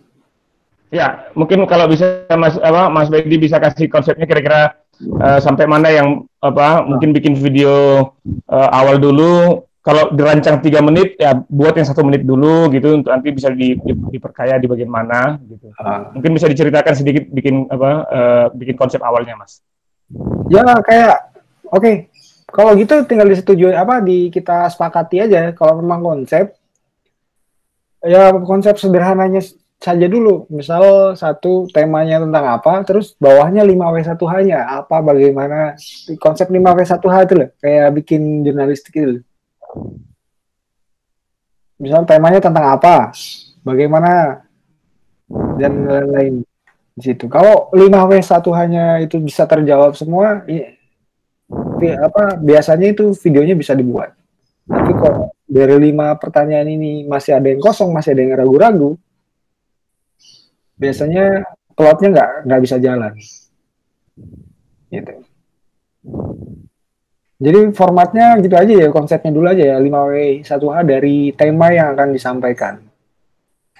Apa, bagaimana, ya tinggal videonya tentang apa, bagaimana video ini bagaimana menyampaikan pesan dalam video ini, atau saya kasih formnya, saya WA-in nanti formnya. Iya. Boleh. Mungkin untuk apa namanya ya Mas ya, sebelum masuk ke pembahasan, skrip atau apa ya namanya ya? Iya, ada ya, itu skenario. Jadi sebelum jadi skenario itu ada namanya desain pesannya. Prinsip desain pesan. Jadi ada form. Saya sih biasanya membuat form sendiri. Saya buat form, jadi dari mulai ini videonya mau berapa menit, berapa detik, terus temanya apa, angle-nya dari siapa, karakternya apa, materinya apa saja, terus di mana lokasinya, syutingnya, dari teknis itu dulu, terus sampai sinopsis, sampai premis gitu. Kalau itu kuat, biasanya ada diaplikasikan dalam video. Kayak makanya waktu pengalaman saya bikin video sama ke teman-teman di YPC kan saya cuma berangkat 5 pertanyaan itu sudah saya genggam, saya datang ke situ sudah tahu apa yang harus saya lakukan. Oke. Jadi berarti maksud Mas Fedi sebelum pertemuan kedua Jumat depan kita udah mempersiapkan 5W1H tadi untuk ide video yang akan kita buat, itu udah kita bentuk kayak kita buat jadi video atau masih ide dulu aja, Mas? Belum itu dulu aja, formnya aja. Nanti saya gini aja biar lebih mudah. Saya nanti habis ini saya akan kirim formnya, form desain produksinya. Silakan itu diisi. Nah, sebelum besok kan Jumat depan ya ketemunya. Ketemu itu bukan baru ngumpulin, tapi minimal sehari sebelum itu udah kumpulin.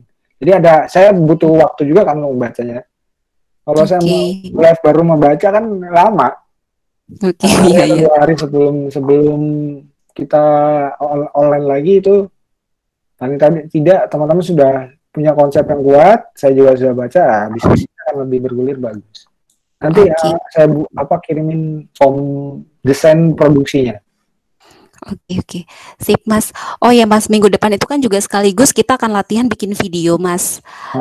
Dan kita kan bikin videonya pasti pakai HP nih. Ada nggak aplikasi yang Mas rekomendasi untuk kita download? Jadi kita akan udah persiapin dulu di HP kita, terus untuk minggu depan bisa langsung gampang gitu praktek. Minggu depan mau praktek editing gitu? Atau gimana? Iya, boleh nggak Mas kayak gitu? Boleh aja, cuma kan tulisannya gimana ini kita nggak ketemu loh. Mungkin misalnya minggu depan itu kita bisa ini kan, nanti teman-teman kalau udah selesai bikin videonya nanti dikirim ke panitia, terus nanti bisa di play sama panitia, terus nanti Mas bisa evaluasi gitu. Ya, kalau yang paling mungkin seperti itu memang. Kenapa kok tadi saya saran dalam konteks cukup dalam konsepnya dulu, karena ya itu yang memungkinkan dalam kita pakai Google Meet ini gitu loh. Karena praktek megang kamera juga saya belum nggak bisa membenarkan atau menyalahkan gitu loh. Kita ketemu. Yang bisa kita bicarakan kan ya dalam ranah konsep di sini gitu loh.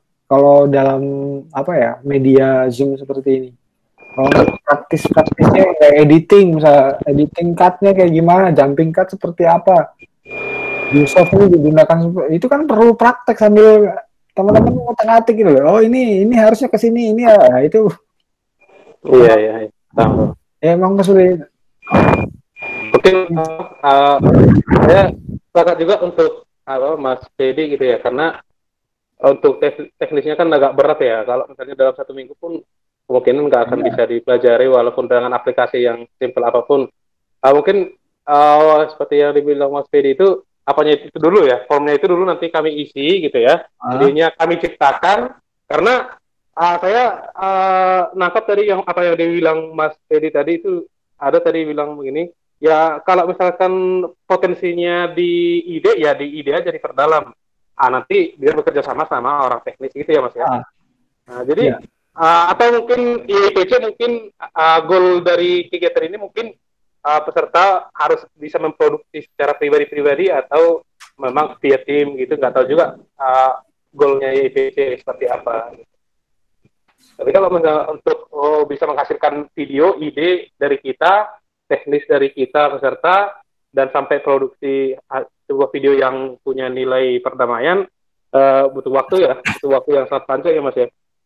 Kalau kita harus mempelajari pembuatan ide, teknis dan segala macam. Jadi tergantung IPC juga sih menurut saya, apakah goalnya memang seperti itu atau nanti kolaborasi ada yang memperdalam teknis atau memperdalam pembuatan ide, pengembangan ide dan sebagainya gitu. Tergantung IPC menurut saya. Ya ini ya mungkin tambahan dari saya, ini tadi belum saya sampaikan kayaknya. Memang perbedaan antara media film dengan tulisan. Kalau tulisan kan bisa individual sekali. Kita yang nulis, kita yang baca, kita yang edit. Nah kalau film memang mau tidak mau itu melibatkan tim. Makanya tim produksi, ada tim produksi istilahnya.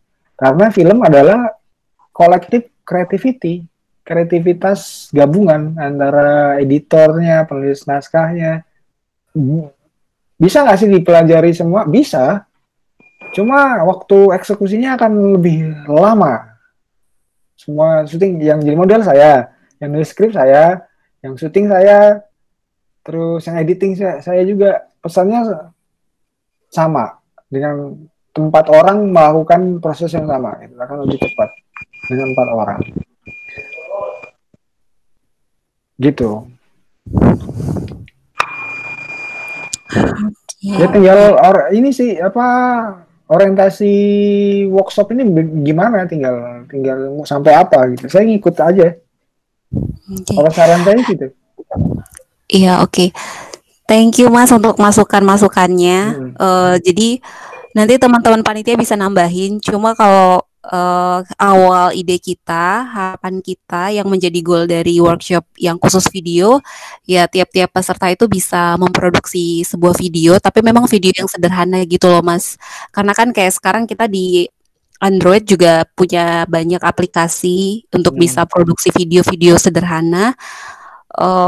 Jadi kita pikir memungkinkan ngadain workshop dengan tujuan, dengan goalnya itu bisa bikin video. Dan memang kan teman-teman kontributor yang merupakan peserta di workshop ini juga di awal sudah diminta supaya memilih apakah infografis, artikel atau video. Berarti paling tidak interest gitu. Peserta ini udah punya basic dong ya? Asumsi kita kayak gitu sih Mas. Kalau gitu ya langsung video aja. Kalau memang paling tidak sudah pernah produksi sekali video, dia jago edit misalnya, atau dia memang bisa ngambil kamera, bisa ngambil gambar baik, langsung aja praktek. Justru malah saya menganggap tadi dari awalnya ya ini pengalaman pertama semua, belum pernah dan lain-lain. Karena kalau misalnya mau seideal perfilman yang kan itu pasti peralatannya juga kompleks, ada banyak. Nah, nggak sampai segitunya sih Mas ya, harapan kita. Jadi gimana supaya kita bisa produksi video hanya dengan pakai satu HP kita, HP yang sederhana, tapi kita bisa bikin video yang mengkampanyekan tentang nilai-nilai perdamaian gitu Mas. Makanya materi saya juga tadi kan banyak membahas konsepnya, teknisnya malah nggak ada kan. Karena kalau teknis ya itu tadi, kalau teknis berkaitan kamera apa yang digunakan, lampu apa yang digunakan, tapi kalau konsepnya kuat, dengan HP pun bisa kuat gitu. Jadi kan HP ke kamera itu kan tool alat aja yang digunakan untuk merangkai pesannya kan. Nah, konsep pesannya dulu nih yang memang benar-benar aplikatif. Iya Mas. Gitu. Oke Mas, berarti untuk minggu depan memungkinkan ya Mas ya kita praktek bikin video dari HP pakai aplikasi yang Mas rekomendasi. Kalau aplikasi banyak, rekomendasi sih tetap Adobe ada kan yang di Adobe, atau apa ya, saya mah belum pernah dong edit lewat HP. Iya. Karena nggak KineMaster ya, ada yang bilang KineMaster bisa. Oh ini kayaknya di chat ada yang ngasih usul. Oh ya, KineMaster benar-benar. InShot juga bisa ya. Iya, soalnya kalau saya sendiri kenapa nggak pernah ngedit pakai HP, karena saya nggak sampai hati memaksa HP saya bekerja keras. Iya deh. Oke Mas. Ya tapi untuk hari ini tuh menurut saya ini sih penting banget emang, gimana kita benar-benar sadar ketika sebelum membuat video kita emang benar-benar udah mempunyai ide, punya konsep yang matang gitu, sehingga nanti pembuatan videonya teknisnya bisa lebih mudah gitu. Ya. Berarti minggu depan gimana nih? Diputusin aja, jadi pakai saya kirim form apa cukup langsung teman-teman coba. Jadi dari materi tadi juga saya kira bisa diaplikasikan teman-teman, tinggal aplikasikan sebisanya, terus baru kita ini akan lebih berkesan malah gitu sih. Jadi misalnya baru saya kasih form nih, oh gini, jadi akan lebih. Tapi bisa juga dikasih form dulu, terus cuma lebih apa ya, pengalamannya akan lebih tertanam yang dibuat dulu dari tadi yang didapatkan apa, dibuat sejadinya, terus baru diluruskan, itu akan lebih apa, memorable biasanya gitu. Ini sih Mas, jadi besok hari Sabtu kan kita bakal ada webinar tentang common values. Jadi sebelumnya kan ada perumus yang udah ngadain FGD tentang nilai-nilai kebebasan beragama dan berkeyakinan dari kitab suci dan juga ajaran iman. Nah, dari hasil FGD itu besok akan diseminarkan. Jadi teman-teman kontributor kita akan dapat input soal gimana sih pandangan kitab suci dan ajaran iman tentang kebebasan beragama dan berkeyakinan. Nah, harapannya materi yang dari seminar besok dan juga seminar yang minggu lalu itu bisa dijadikan konten untuk dibuat dalam bentuk video atau infografis atau artikel gitu, Mas.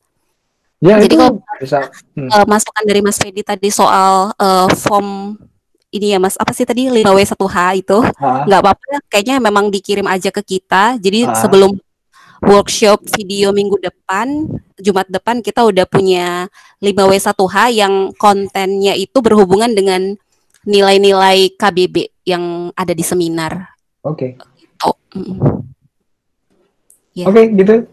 Oke Mas, ya terima kasih banyak Mas Fedi. Sama-sama. Berarti nanti formnya saya kirim ke Rahmat aja ya?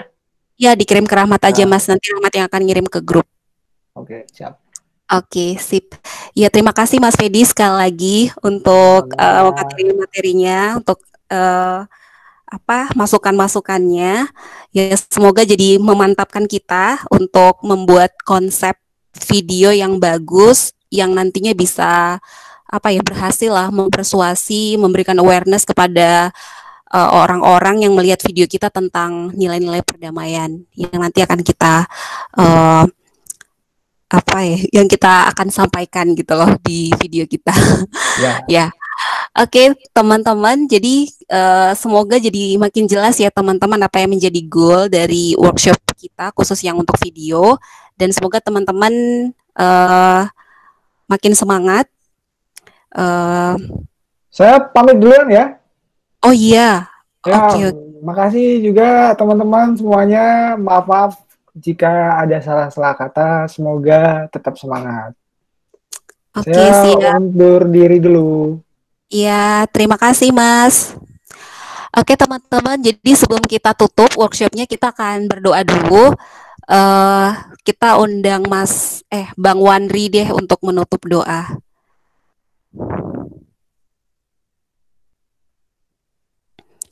Halo Bang Wandri.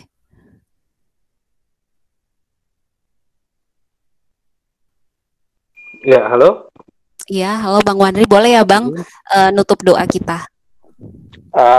Berdoa sama gambar percaya masing-masing aja deh, Mbak. Nggak apa-apa Mas, kita di EPC biasa kok kalau misalnya berdoa dipimpin salah satu agama. Iya, ya yang lain dulu deh. Oke. Ya, siapa ini yang bersedia? Desi? Ibu Ustazah Desi bisa tutup pertemuan kita dengan doa. Gimana Kak? Tutup doa. Kita dengan doa ya guys. Sebelumnya makasih semuanya, dan Kak Jenny juga sudah mau memberi tempat dan ruang buat aku gabung dan teman-teman. Terima kasih. Mari kita mulai berdoa untuk menutup workshop kita hari ini. Ya Allah, terima kasih untuk pertemuan hari ini. Semoga kita diberi kesehatan dari mulai pemateri sampai para kontributor. Semoga apa yang kita rencanakan bisa berjalan dengan lancar, baik, dan sesuai dengan ketentuan-ketentuanmu. Amin. Amin. Thank you, Des. Thank you teman-teman semuanya. Sampai ketemu minggu depan. Besok ya, hari Sabtu kita ada webinar. Aduh, webinar. Salam damai semuanya. Bye. Terima kasih Kak Jen. Bye-bye. Bye. Terima kasih. Iya, sama-sama.